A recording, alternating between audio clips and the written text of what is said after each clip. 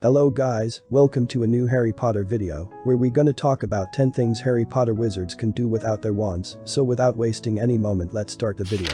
Number 10. Wizards can ride on brooms for transport. Broomsticks are often enchanted in the Harry Potter world to be capable of flight, and any broom purchased in Diagon Alley is already fully prepared for flight, with no further wand work required. Even wizard kids who don't yet have their own wand can hop onto a broom and start flying. It's possible for a wizard to modify or even curse a broom like a Nimbus 2000, but that's not necessary for a broom to do its job. For example, wizards often use brooms to fly a short distance to their destination if other methods are unavailable or unnecessary. Number 9. Wizards can play Quidditch. Brooms can be used for more than visiting the neighboring town. The most exciting use of broomsticks is the aerial sport of Quidditch, which is played around the world. Professional Quidditch teams all boast expert flyers who need nerves of steel, not their wands, to dominate in the game. This game is heavily regulated, with hundreds of fouls being listed in the rulebook. Quidditch players don't typically bring their wands with them to a game, since they'd get in big trouble if they started hexing the opposing team. Harry, however, brought his wand to a game against Ravenclaw's team, in case Dementors showed up. Number 8. Wizards can brew potions. It's true that having a wand around is helpful when brewing potions, especially if the wizard needs to clean up a mess with magic.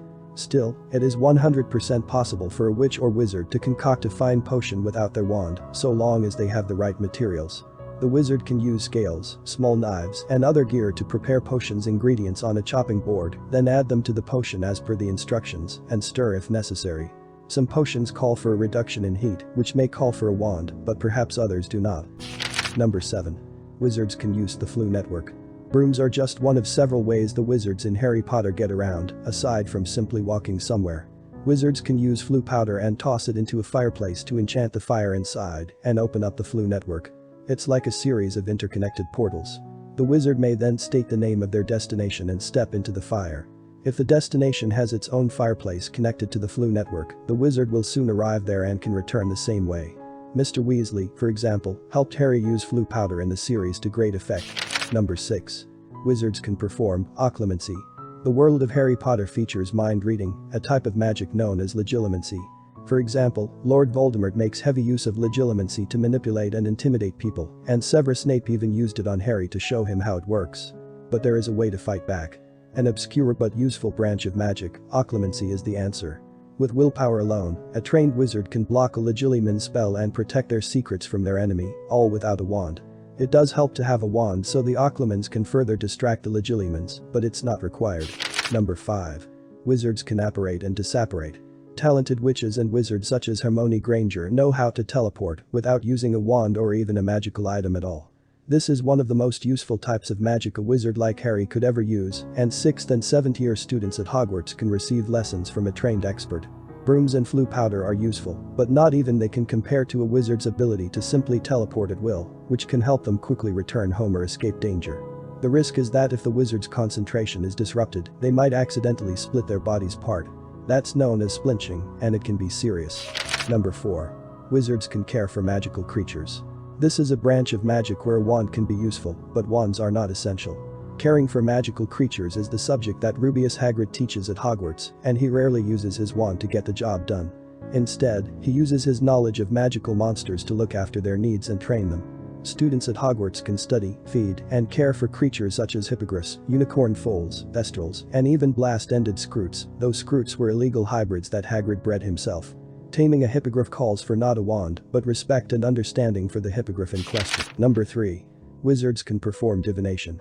Professor Sybil Trelawney teaches the subject of divination at Hogwarts, though not everyone has the talent or patience for this arcane art. Divination is all about predicting the future, and Trelawney and later the Centaur Firenze taught students like Harry many different methods of divination. Divination sometimes involves crystal balls, but a trained seer can also use tea-dregs to look for clear signs of future events, not to mention astrology and palm reading, among other techniques. Hermione didn't like it though, since she's better at logic and rote memorization, so she quit the class. Number 2. Wizards can study astronomy. Now and then, it helps to have a wand for this subject, but for the most part, trained wizard astronomers don't need their wands and spells to observe the heavens. Professor Sinistra teaches astronomy at Hogwarts, and Harry did a decent job in this subject until he dropped it after his 5th year. Astronomy involves using a telescope, star charts, and more to watch the movement of the stars and planets, and wizards can even spot meteor showers and the like. The Astronomy OWL, as expected, took place at night on Hogwarts' tallest tower. Number 1. Wizards can become an Animagus. Transfiguration is the art of turning items into other objects or conjuring them from thin air, and a skilled wizard can even turn a person into an animal, such as the impostor Professor Moody, turning the bully Draco Malfoy into a ferret in Goblet of Fire. Being an Animagus, however, is a different story. If a wizard completes difficult and risky training, they can become a registered Animagus, meaning that they can morph into a certain type of animal and back at will. The wizard can use their wand, but they certainly don't have to. An example is Professor Minerva McGonagall, who turns into a house cat, or Harry's late father James, who could become a stag, hence the shape of Harry's Patronus. Well, these are the 10 things wizards can do without their wands, and I hope you like the video. If dose, then please like the video and comments on your favorite part from the video, and also subscribe to my channel for more updates. Goodbye and have a nice day.